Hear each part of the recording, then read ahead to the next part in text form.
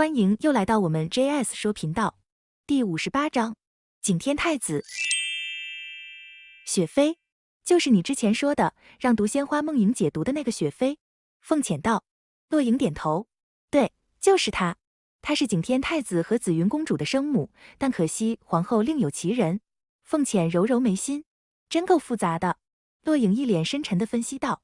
不过，依属下之见，王上对紫云公主最多也只有同窗之意，并没有很深的感情。如果他们真的两情相悦，早就在一起了，何必等到现在？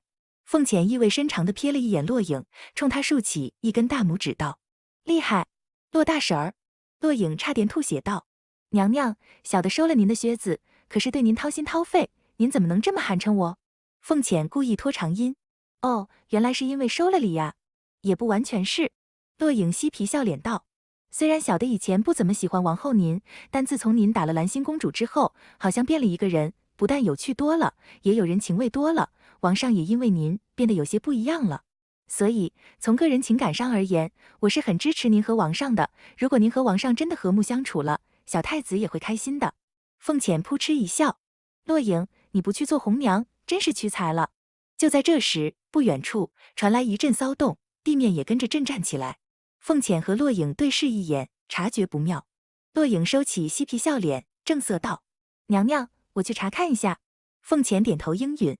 等了许久，不见洛颖回来，凤浅对另外6名侍卫道：“你们也去看看，或许洛颖是碰到什么难事了。”6人对视一眼，对他不放心。凤浅又说道：“你们去吧，我能保护好自己。娘娘在这里等我们，千万不要离开。”其中1人说完，和其余5人一起离开了。凤浅知道这林子里危险重重，随时都有可能发生意外。他们虽然只是侍卫，但同样是生命，一个也不能少。反正他这里还算安全，只要他留在原地，应该就没事了。他这么想着，可现实却并非如此。不远处，隆隆的脚步声越来越近。他抬头望去，只见前方浓烟滚滚，狂沙漫天，恐怖的气息正在向他急得逼近。那是什么？待他看清楚，在那团浓烟背后的东西，他的双目惊恐地放大了。我靠！野猪群！1头、2头、3头，数不清的野猪朝着他的方向狂奔而来。他再也无法淡定了，转身就跑了。救命啊！他一边大喊着，一边以100米冲刺的速度一路狂奔。身后是上百头的野猪在追赶着，声势浩大，宛若千军万马，稍不留神，他很有可能就要被野猪群踩扁在脚下。所以他没有退路，只有向前跑，一路先前跑。希望帮忙订阅我们的频道，点开旁边的小铃铛，点一个赞，你们的支持就是我们最大的动力哟。穿过重重的树林，穿过灌木丛，也不知跑了多久，前方忽然出现一条大河，阻挡了他的去路，而他的身后，野猪群依然执着地追赶着他。他大喊一声，纵身一跳，跳进了河里。扑通，河面溅起巨大的水花。野猪群止步在了岸边，依然虎视眈眈地盯着水面，徘徊不去。凤浅向前游了一段距离，浮出水面，回头看到野猪群还在，他十分郁闷道：“怎么偏偏追着我不放呢？”没办法，他只好继续向对岸游去。河面宽几10丈，一般人根本不可能游过去。纵使凤浅水性极好，对他来说也是一个巨大的挑战，但他没有退路，只能游过去。等游到对岸，凤浅的体力达到了极限，精疲力尽。跳上岸，他大口大口地喘着气，浑身湿漉漉的，难受的紧。他看看左右无人，便拔下簪，任由乌黑的长拳步垂肩而下。恰有一缕清风拂来，他甩了甩头，凌乱的青丝随风飘起，衬得他白皙无瑕的脸更加妖娆妩媚。修长的手指挑起一束头，轻轻挽在耳后，露出晶莹剔透的耳垂，美丽中透着魅惑。他不知道的是，此刻不远处，一名男子一袭玄色锦袍，悠闲坐在树上，饶有兴致地打量着他，唇角噙着若有似无的笑。他不是别人，正是来自帝都的景天太子慕容景天。方才听到对岸有异动，他过来观察，不想看到了精彩的一幕。只见一群野猪追着一名白衣女子来到了河边，白衣女子奔跑的速度很快，但她肯定没有想到，前面竟然是一条死路。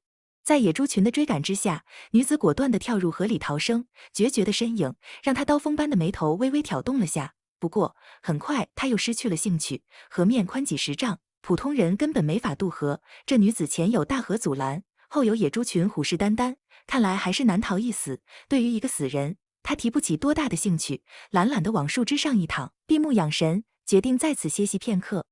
过了一会儿，听到岸边有水花溅起的声音，他睁开眼，转头望去，发现那白衣女子竟然真的游过来了，还安全上了岸。他微微诧异，不由得多看了她一眼。就在这时，白衣女子旁若无人地解开了腰带，将外衣脱了下来，只剩下一件贴身的青衣，湿透的青衣紧贴着她的肌肤，勾勒出她曼妙性感的身体曲线。她不动声色地挑了挑眉，别看她纤纤瘦瘦的，身材却意外的好，前凸后翘，迷人而魅惑。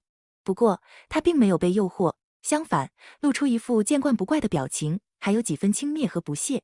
本以为是个有趣的妙人，不想也跟其他女人一样，为了吸引他的注意力，无所不用其极。他刚要转移视线，下面的人像是察觉到了什么，猛然抬头望来，那双美丽漆黑的眸子瞬间充满了警惕，像一头随时准备进攻的豹子。咦，好犀利的眼神，不像是装出来，倒像是由内而生的。有趣。他的嘴角微微上扬，对他重新产生了兴趣。凤浅没想到，树上居然有人。男人穿一身金丝滚边的玄色锦袍，拥一件狐裘大氅，头戴紫金冠，贵气逼人，气度不凡。两道狭长的眉斜入鬓，星目流转，像夜空中冷媚皎洁的上弦月，透着悠悠的冷寒。孤傲挺直的鼻子下是性感妖媚的薄唇。他手里把玩着一块玉石，气定神闲，看他的样子像是来了有些时间了。他居然毫无所察，不是他的警惕性低了，就是他的修为太高，